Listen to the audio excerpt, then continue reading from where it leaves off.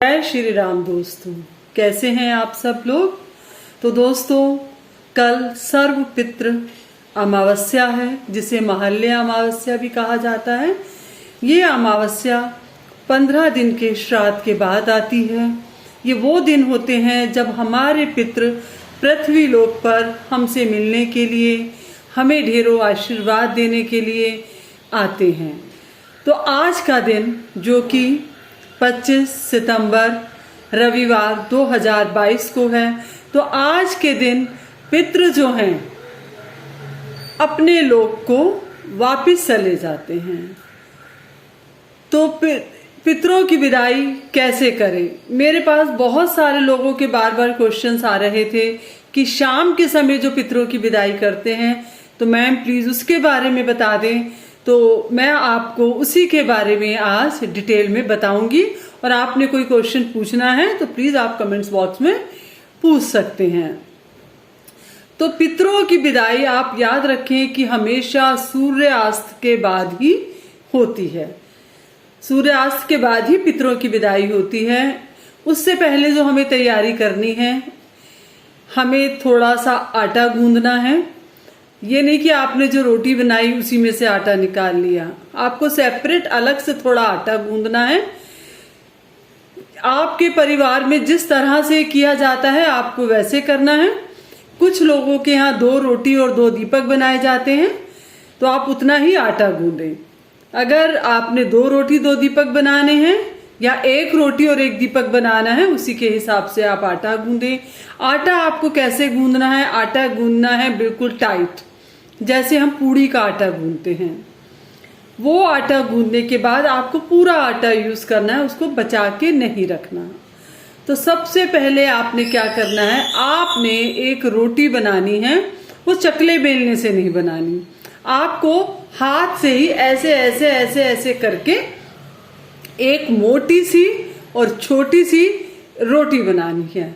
इतनी छोटी भी ना हो कि उस पे दीपक ना आए, थोड़ी सी बड़ी, जैसे कटोरी के साइज की आप इतनी बड़ी रोटी बना लें। वो रोटी जब आप तवा गरम कर लें तो रोटी को तवे पर डाल दें। आपको एक ही साइड से रोटी को सेकना है, दोनों साइड से नहीं सेकना, क्योंकि ये रोटी जो होती है कच्ची पक्की होती है। अब एक साइड से रोटी सिकते ही आपने उतार लेना है।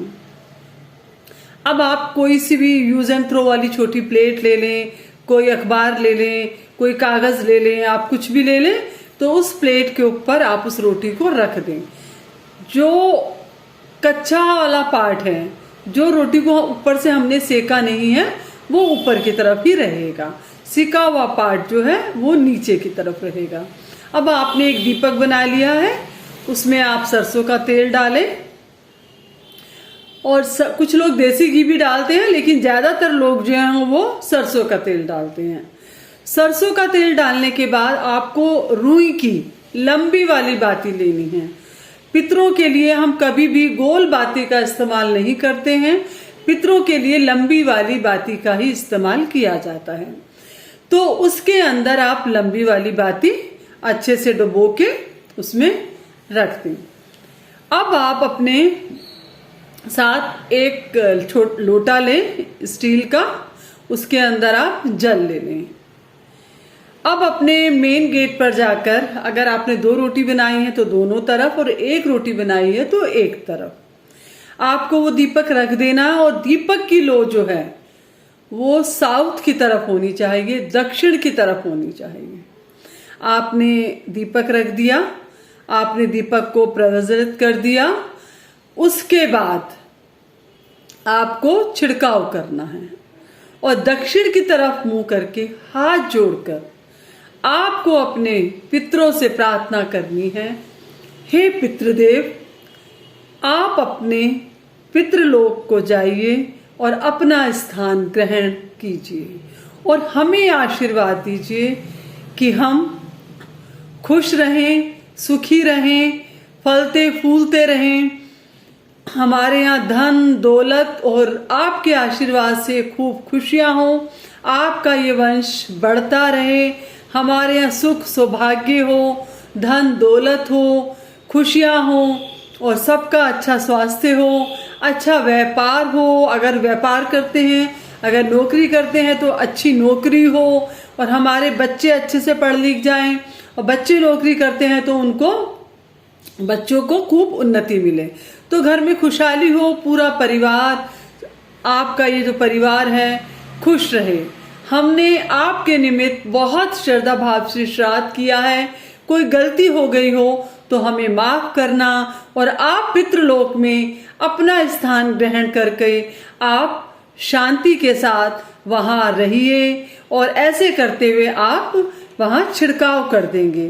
तो दोस्तों कहा जाता है कि आप जब आपने ये सब कुछ कर लिया तो इसके बाद ये कहते हैं, कुछ परिवारों में, ज्यादातर परिवारों में ये होता है कि आप वो पानी का लोटा लेके घर से निकल जाते हैं, एक साइड से जाके दूसरी साइड से वो पानी का धीरे धीरे छिड़काव करते हुए, अपने पितरों को याद करते हुए, पितरों को विदा करते हुए, ओम पितृ देवताय नमः बोलते हुए आप अपने घर को वापिस आ जाते हैं, और मुंह हाथ धोकर घर के मंदिर में माथा टेकें, और 5-10 मिनट के लिए शांति से बैठ के गायत्री मंत्र पढ़ें, कुछ भी पढ़ें, और कल के नवरात्रों की तैयारी शुरू कर दें। और अगर आप कहीं बाहर नहीं जाते हैं तो आप उस जल का वहीं पर छिड़काव करने के बाद, अगर आप रसोई से निकले थे तो आप रसोई में ना जाके आप अपने कमरे में जाइए, आप उसके बाद अपना मुंह हाथ धोइए, मुंह हाथ धोने के बाद आराम से बैठ के आप गायत्री मंत्र पढ़ें या कुछ भी पढ़ें, लेकिन शांति से बैठकर आप नवरात्रों की तैयारी करें। और जब आप ये सब कुछ कर रहे हैं, जब आप देवताओं का दीपक जला रहे हैं, पितरों के निमित्त आपने दीपक जलाया, या आप बाहर गए, तो आपको पलट कर बिल्कुल भी नहीं देखना है। ये पूरा जो आपको करना है, दीपक जलाना है, दीपक बनाना है, रोटी बनानी है, प्रार्थना करनी है, और घर के मंदिर में माथा टेकना है, बहुत श्रद्धा भाव के साथ, बहुत अच्छे मन से आपको ये सब कुछ करना है।